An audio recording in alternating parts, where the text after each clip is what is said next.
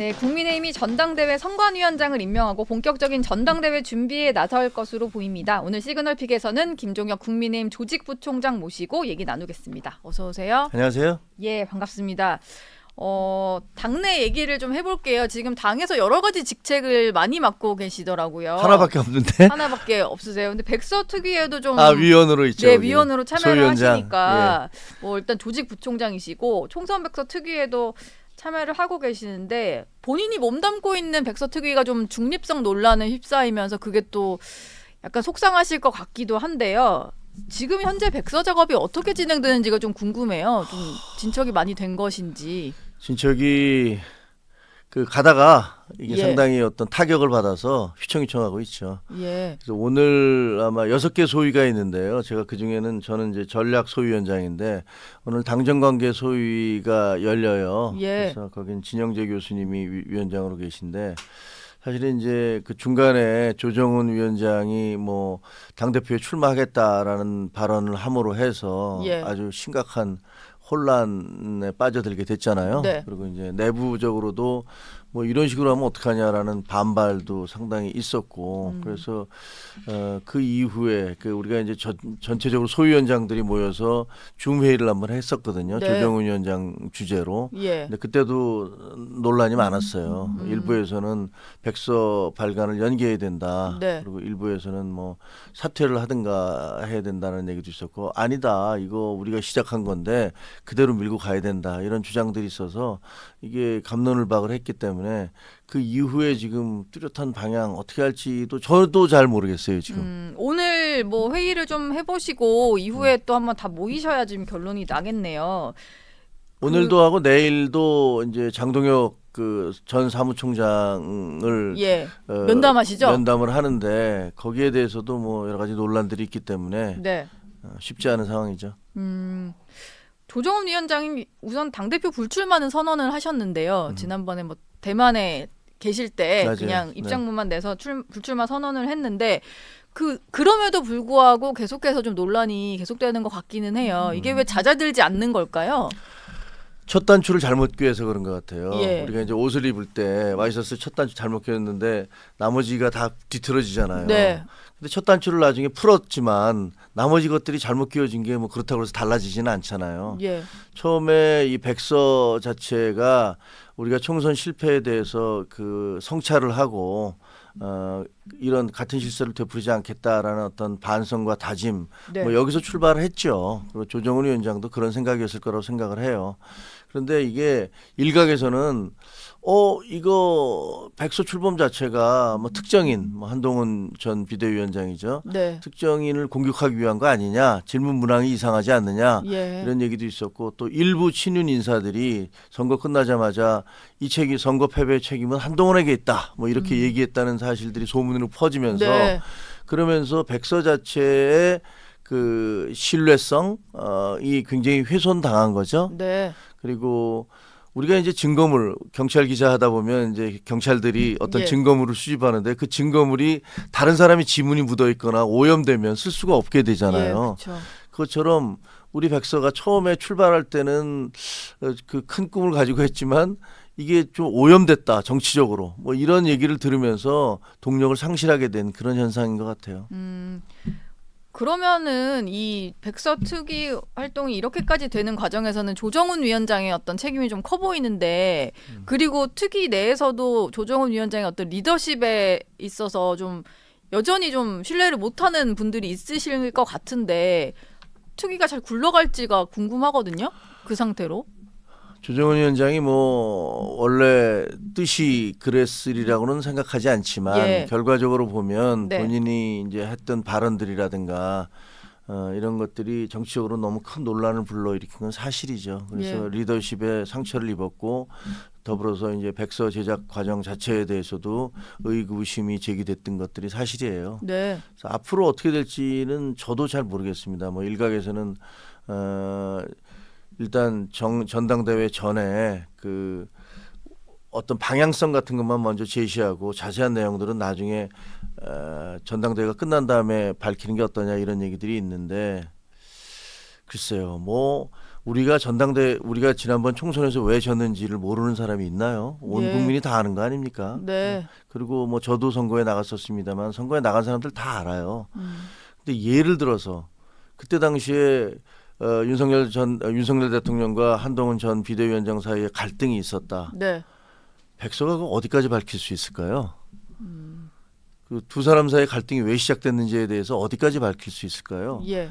그거는 예를 들면 외교문서 같은 것들 우리가 봉인해 두고 오는 경우도 있잖아요. 예, 정상 간의 그렇죠. 회담에 있어서 예. 나왔던 발표하는 내용과 나머지 부분들의 일부는 또 봉인해 뒀다가 10년 뒤, 20년 뒤 발표하기도 하잖아요. 네.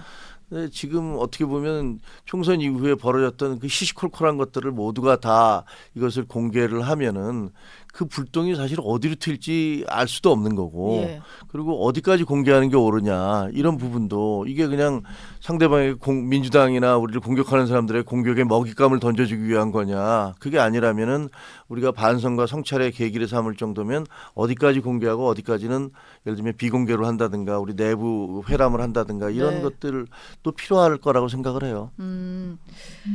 일단은 백서투기는 계속 운영이 되는 것 같습니다. 조정훈 위원장은 이런 얘기를 했던데 발간 시기를 좀 신중히 하겠다. 뭐 이번 주 중에 결론이 날 것 같다 이런 얘기를 했더라고요. 그럼 이번 주에 백서투기도 여러 번 회의를 하신다고 하니까 그 안에 좀 결정이 나겠네요. 아까 말씀하신 것처럼 일부 부분은 전당대회 전에 공개를 하고 나머지는 뒤에 하거나 아니면 공개 비공개할 부분을 좀 분류하거나 이런 게 좀 이번 주 안에 정리가 된다 이렇게 보면 될까요? 그럴 것 같습니다. 왜냐하면 예. 내일 이제 장동혁 그 전 사무총장 만난다고 하고 제가 알기에는 조정훈 위원장과 황우려 그 예. 비대위원장님이 서로 좀 소통을 하고 있는 걸로 알고 있어요. 네. 어떤 식으로든 결정을 내리겠죠.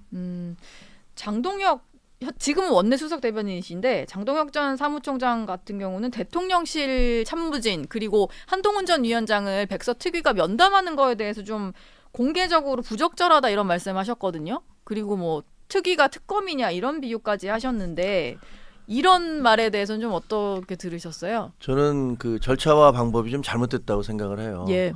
왜냐하면 지난번에 이제 공천관리위원장, 공관위원장도 그 면담을 했는데 그 밖에서 기자들이 다 기다리고 있잖아요. 네. 그럼 끝나고 나가면은 줄줄이 막 마치 진짜 무슨 죄인 신문하듯이 불러다가 무슨 예. 포토라인에 세우는 것처럼 그렇게 되면 그 당사자들이 얼마나 고통스럽겠습니까? 예. 그 좀 밀행성의 원칙에 따라서 공개하지 않고 조용히 우리가 만나야지 할 얘기도 다 하는데 여기서 이렇게 우리 둘이 얘기하고 있는데 밖에서 기자들이 대기하고 있어서 나가면 이제 다 물어보면 그렇다고 해서 거짓말을 할 수도 없고 그러니까요. 그 어디까지 얘기를 해야 될 예. 건가? 뭐 이렇게 되면은 그 제대로 된 어떤 면담이 이루어질 수 있었을까? 이게 무슨 정치 쇼처럼 돼버리면 받는 사람도 그렇고 물어보는 사람도 그렇고 예. 별로 제대로 된 성과를 내기가 어렵다 이런 생각이 드는데 그런 식으로 진행이 되어 왔거든요.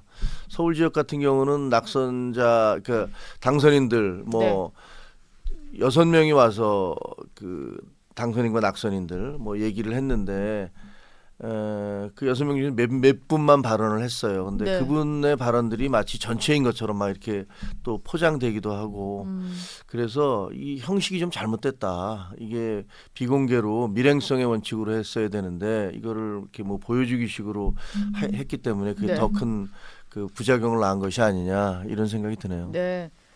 좀 일정이 많이 알려지면서 공개적으로 만남이 이루어진 게 좀 몇 번 있었던 것 같아요. 네, 있었죠. 그러다 보니까 이게 좀 논란이고 당장 뭐 장동혁 전 사무총장 같은 경우도 내일 면담인 거를 모두가 알고 있기 때문에 네, 시간까지 예 저희가 또 기다렸다가 안 물어볼 수가 없는 상황이고 뭐 이런 건데 모두가 좀 말을 아껴야 될 때라고 보세요. 뭐 장동혁 사무총장도 그렇고요.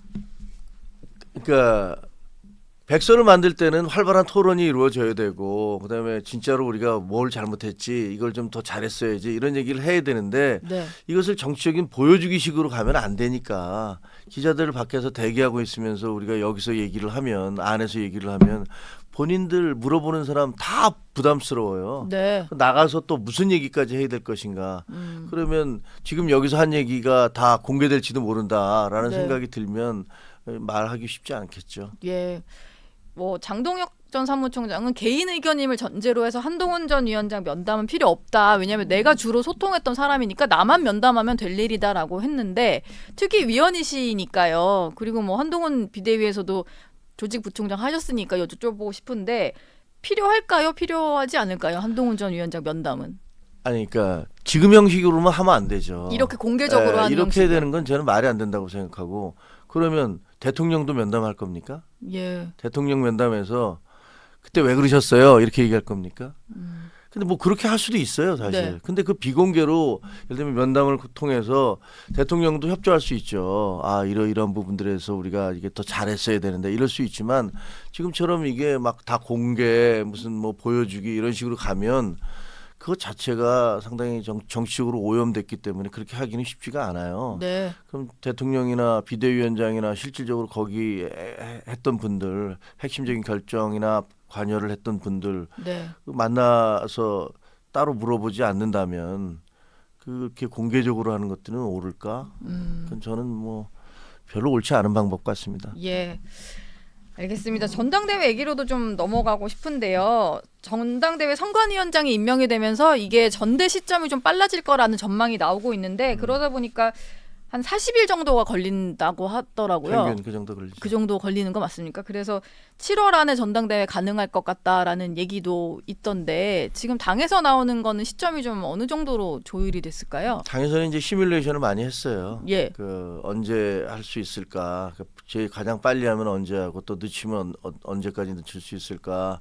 이런 시뮬레이션을 많이 했는데 예. 뭐 7월 중으로도 할 수 있다. 뭐 이런 얘기들을 하시는 것 같아요. 네. 뭐 현실적으로는 가능한 얘기고. 예. 서병수 지금 선관위원장이 임명이 되셨으니까 선관위원들을 먼저 임명할 거예요. 네. 뭐 다음 주쯤이 될 것으로 예상이 됩니다만 예. 선관위원들을 임명을 하면 그 선관위원들이 여러 가지 절차들에 대해서 논의하기 시작하겠죠. 예. 룰 논의를 일단 또 해야 될 것 같아요. 근데 선관위가 꾸려지면 여기서 논의를 하고 어쨌든 비대위가 최종 결정을 하고 이런 식으로 좀 진행이 되는 거겠죠.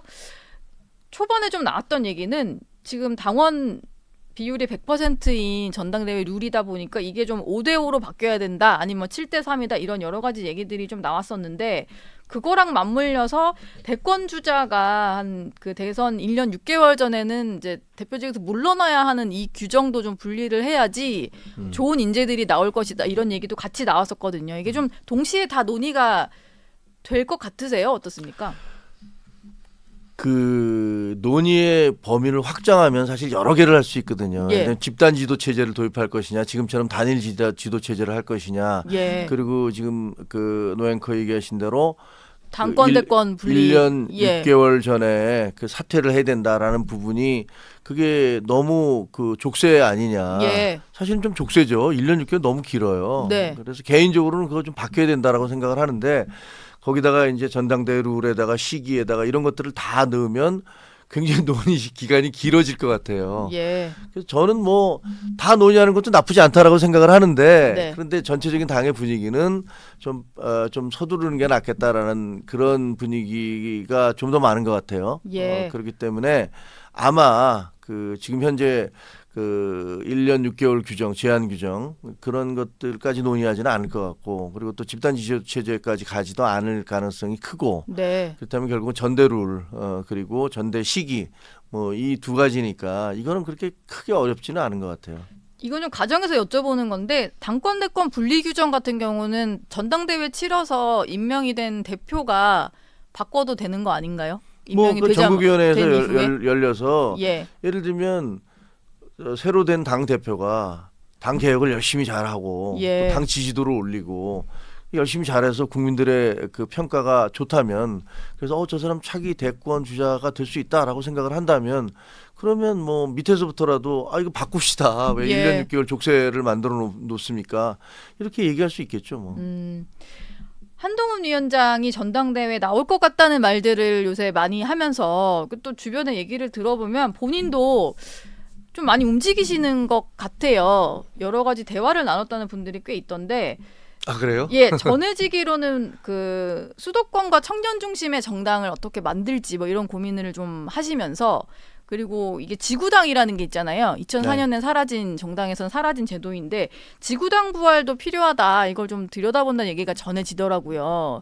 이게 수도권 원외위원장들 사이에서도 좀 요구가 있었던 걸로 아는데 맞습니다. 그 예. 국민의힘에서는 수도권에서 참패를 했잖아요. 그래서 우리가 지금 낙선한 원외위원장들이 전국적으로 164분이세요. 네. 164분인데 그 수도권 같은 경우는 특히 저희는 거의 전멸에 가까운 참패를 했기 때문에 네. 그 의원들만을 중심으로 해서 움직이겠다 그러면은 저희는 정말 수도권 민심을 어떻게 받아들일 그 여론을 어떻게 전달해야 될지 이럴 방법이 없어요. 예. 그래서 이제 그 원외위원장들이 그 원외 당협위원 협의회를 구성하자. 그래서 당 지도부에 우리 의견을 전달할 수 있는 방법을 내고 또 가능하다면 지명직 최고위원 같은 것들을 줬으면 좋겠다. 네. 이런 얘기도 하고 안 되면 우리끼리라도 단결해서 한 사람이라도 그 최고위원에 출마시키자. 뭐 이런 얘기까지 하고 있는 게 사실이에요. 예. 그리고 지구당 같은 경우는요. 저도 옛날에 기자할 때 뭐 돈 먹는 하마 지구당 그래갖고 기사를 많이 썼던 기억이 나요. 네. 벌써 20몇 년 전인데. 예. 그래서 지구당을 없앴는데 부작용이 뭐냐면요. 이 국회의원이 된 사람은 후원금도 모금할 수 있고 그다음에 당사도 그 사무실도 낼 수 있는데 네. 낙선한 사람은 아무것도 할 수가 없어요. 그러니까 예. 사무실조차를 낼 수가 없는 거예요. 네. 중앙당에서는 당협위원장들 혹은 그 지역위원장들을 민주당 같은 경우 이름이 다르니까 다 임명을 합니다. 근데 그분들은 그 사람의 이름으로 사무실을 낼 수가 없어요. 불법이에요. 예. 그리고 만약에 그냥 개인 사무실을 내서 거기서 당원들에게 전화를 하면 그것도 불법 선거운동이 돼요. 네. 그러니까 이것 자체가 너무 말이 안 되니까 선관위에서도 야 이건 바꿔야 된다. 이게 도대체 이런 식의 불공정이 어딨냐 해서 선관위에서도 계속 그 안을 내서 개선을 해라. 그리고 그 선거 자금도 그 정치 자금도 투명하게 신고해서 선관위가 관리할 수 있도록 해라. 예. 이렇게 안을 냈거든요. 그러니까 그 이전에 2000년대 이전에 상당히 그 관리가 잘 안 될 때와 그 이후에 지금은 굉장히 선거관리위원회에 의해서 회계가 투명해졌는데 네. 과거의 기준 때문에 지금도 그대로 하고 있으니까 예. 원외 당협위원장들은 항의하는 거고 민주당에서 그걸 먼저 이재명 대표가 하자라고 얘기를 하고 나선 거죠. 예, 이재명 대표도 얘기를 했더라고요. 근데 한동훈 위원장에게 이런 얘기를 들어보신 적은 없으세요? 지구당 부활의 어떤 필요성이나 이런 것. 제가 알기에는 예. 한동훈 위원장도 이게 정치가 정상적으로 이루어져야 되는데 이런 식으로 불공정하게 뭐 국회의원이 당선된 분들은 모든 걸 다 가져가고 그다음에 낙선한 사람은 그냥 정말 아무것도 아닌 그 뭐 정치인은 원숭이는 나무에서 떨어져도 원숭이지만 정치인은 뭐 선거에서 패배하면 사람도 아니다 뭐 이런 예. 얘기가 있듯이 네. 이렇게 하는 건 말이 안 된다라는 생각을 가지고 계신 걸로 알고 있어요. 예. 그리고 거기에 대해서 개선책이 필요하다는데 뭐 지금 민주당에서도 그 부분은 본인들이 개선하겠다라고 나서니까 그러니까 뭐 여야가 합의에 의해서 빨리 됐으면 좋겠다라는 생각이 듭니다. 이게 근데 지구당 같은 경우는 자세히 잘 모르는 분들은 약간 이 용어에 대해서도 좀 생소하신 분도 있을 것 같아요. 워낙 예전에 없어진 제도다 보니까 이게 중앙당에서 어떤 관리하는 조직 차원에서 뭐 지금의 어떤 당협위원장 같은 분들이 똑같은 조직위원장이 되면서 네. 약간 정당에서 관리하는 조직이 되는 거죠. 이게 좀 지역에서부터 관리를 해서 뭐 지방선거도 아니, 그게 대비를 할 수 있고 뭐 그게 이런. 아니고요. 그러니까 지금 현재로는 예. 그 원외 당협위원장들 혹은 원외 지역위원장들 민주당 이름으로 하면 그들은 회계의 주체가 될 수가 없어요. 법률적 주체가 될 수 없어요. 네. 사무실을 얻을 수 없고 당원도 관리할 수 없고 그렇게 되기 때문에 근데 당에서는 계속 나중에 당무감사 내려오면 왜 사무실이 없냐 이렇게 얘기해요. 예. 사무실을 얻으면 법적으로 문제가 되는데 그 여야 다 마찬가지예요. 그러니까 이런 문제점이 있으니까 당협 사무실의 존재를 법적으로 인정을 해주고 예. 그다음에 거기에 당원들이 찾아와서 상담도 하고 네. 그다음에 거기 의견을 중앙당에도 전달할 수 있게 그렇게 정상적인 절차를 만들자. 지금 현재 국회의원들은 그렇게 할 수 있거든요. 네. 근데 그 반대편에 있는 사람들은 할 수가 없어요. 그러면은 국민의힘 같은 경우는 수도권에 낙선자들이 워낙 많으니 수도권 정당으로 가려면은 이 지구당이 꼭 필요한 거겠네요. 당연히 관리가 그렇습니다. 되려면은 예. 한동훈 전 위원장이 여기에 관심을 가졌다는 것은 뭔가 전당대회 출마를 준비하고 있다 이렇게 봐도 되는 걸까요? 정당의 어떤 이제 수도권을 좀 재건하는 데 있어서의 좀 필요한 부분을 고민을 하고 있는 걸로 좀 보여가지고요. 한동훈 위원장은 아마 지난번 비대위원장을 하면서 선거 과정을 거치면서 이제 정치에 처음 입문을 했잖아요. 예. 법무부 장관을 하긴 했지만 뭐 네. 정식으로 정치에 입문한 건 아니니까 그런 과정을 통해서 우리 정치의 문제점들이 뭔지를 뭐 아마 여실히 느꼈을 거예요. 당이 뭐가 문제도 많이 느꼈을 거고 당정 관계가 왜 삐걱거리는지도 많이 알게 됐을 것이고 네. 그런 과정에서 이런 결과가 나온 다음에는 당연히 원외 당협위원장들에 대해서 부당한 어떤 법적 제재가 있는 것들을 고쳐야 된다라는 또 본인이 법무부 장관도 하셨으니까 예. 이런 부분들 그런 그 뭐랄까 잘못된 것들을 시정하는 차원에서라도 꼭 바꿔야겠다라고 생각하고 있겠죠. 예. 당장 오늘 있을 일이라서 국회 현안도 하나 여쭤보려고 하는데요. 오늘 오후에 본회의가 열리면 최상병 특검법 재표결이 아마 있을 것 같아요. 국민의힘에서는 현재까지 5명이 공개적으로 찬성 의사를 밝히신 상황이고 민주당은 고민하는 의원이 더 있다. 아마 이탈표가 더 나올 것이다. 이렇게 전망을 하고 있는데 부총장님 보시기엔 좀 어떻습니까? 이게 좀 이따 나올 텐데 미리 여기서 예. 전망하고는 네. 그리고 뭐 저희로서는 당으로서는 최대한 이탈표가 없기를 바라죠. 그러니까 기본적으로 최상병의 죽음, 안타까운 죽음, 그리고 그 이후에 벌어졌던 일들의 진상이 제대로 밝혀져야 된다는 건 뭐 저는 당연히 그래야 된다고 생각을 합니다. 네. 그리고 은폐가 있으면 안 된다라고 생각을 해요. 근데 예.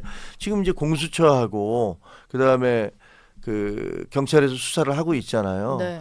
최상병은 죽음 자체에 대해서는 뭐 그걸 모르는 사람은 없잖아요. 모든 사람들이 지켜보는 가운데에서 변을 당했기 때문에. 예.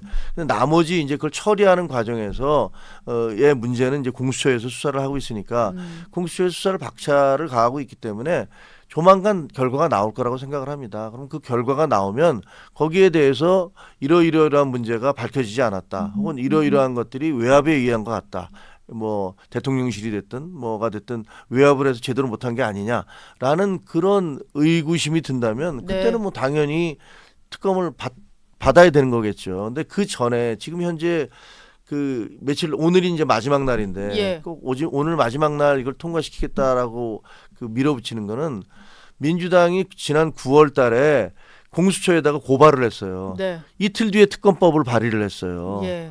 그러면 공수처에 고발한 건 뭐고 특검법 발의한 건 뭡니까? 이틀 뒤에 발의한 건. 그리고 패스트트랙에 태웠거든요. 네. 이거는 이 특검법을 이용해서 최대한 여당에다 저 타격을 가하겠다. 이걸 정쟁으로 끌고 가겠다라는 처음부터 시작할 때부터 그런 정치적인 의도를 보여준 거 아니겠습니까? 예. 그래서 저는 지금 하는 거 옳지 않다고 생각을 하고요. 그 공수처 결과가 나오면 그다음에 22대 국회에서 뭐 그래도 문제가 있다라고 생각하면 특검법 발의해서 하는 것 그거는 뭐 저도 그거는 그럴 수 있다라고 생각을 합니다. 예. 알겠습니다. 지금까지 김종혁 국민의힘 조직부총장과 얘기 나눴습니다. 오늘 말씀 고맙습니다. 고맙습니다. 네, 라디오쇼 노은지의 정치시